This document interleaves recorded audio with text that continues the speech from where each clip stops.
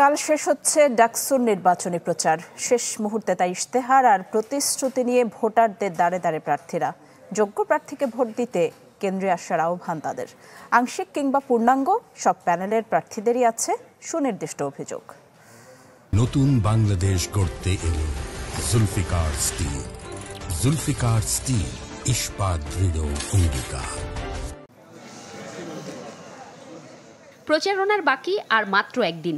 শেষ সময়ে নানা কৌশলে ভোটারদের মন জয়ের চেষ্টায় প্রার্থীরা লিফলেট আর হ্যান্ডবিল নিয়ে যাচ্ছেন ভোটারদের কাছে। মনে করিয়ে দিচ্ছেন ব্যালট নাম্বার। সাপ্তাহিক ছুটির দিনে প্রচারণার কেন্দ্র ছিল আবাসিক হলগুলো। ডোর টু ডোর গণসংযোগে প্রতিশ্রুতি আর অঙ্গীকার তুলে ধরলেও শঙ্কা কাটেনি প্রার্থীদের। কমিশনের বিরুদ্ধে অভিযোগ তোলেন পক্ষপাতের। নির্দিষ্ট একজনকে ভিপি বানানোর পরিকল্পনা এখানে চলছে এবং আরও নির্দিষ্ট একজনকে জিএস বানানোর পরিকল্পনা চলছে। তো এইসব অপপরিকল্পনা আশা করি ঢাকা বিশ্ববিদ্যালয়ের শিক্ষার্থীরা কোনোভাবে হতে দিবে না। বেশ কয়েকটি দলের ক্ষেত্রে আমরা শুনেছি যে ভুয়া আইডি কার্ড তৈরি করে ঢুকতে পারে। এগুলো ইউনিভার্সিটি কীভাবে ঠেকাবে, ঠেকানোর প্রস্তুতি কেমন? কেউ এলোমেলো কিছু করতে চাইলে তাকে কীভাবে ঠেকাবে? তারপর হচ্ছে ওএমআরে যে ওএমআরে কাউন্ট হবে সেটা স্ক্রিনে দেখানো হবে কিনা।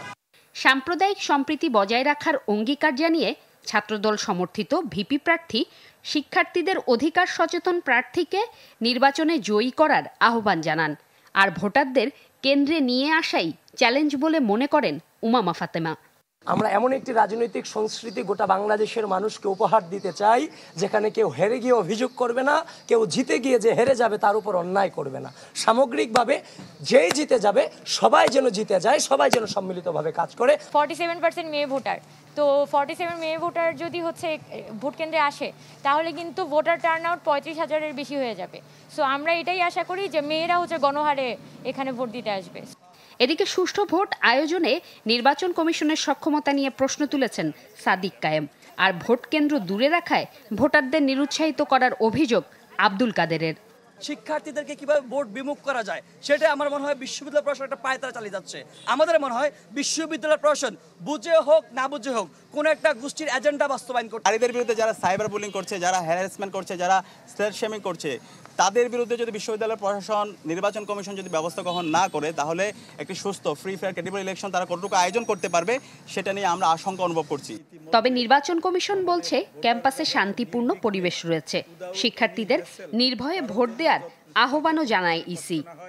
এই শিক্ষার্থীটা আমাদের ভোটার না, কিন্তু কেন্দ্রে ঢুকেছে, সাথে সাথে তাকে আমরা যে দায়িত্বপ্রাপ্ত আইন শৃঙ্খলা রক্ষাকারী যে সমস্ত প্রতিষ্ঠান ব্যক্তি কাজ করবে তার কাছে এটা হস্তান্তর করবে।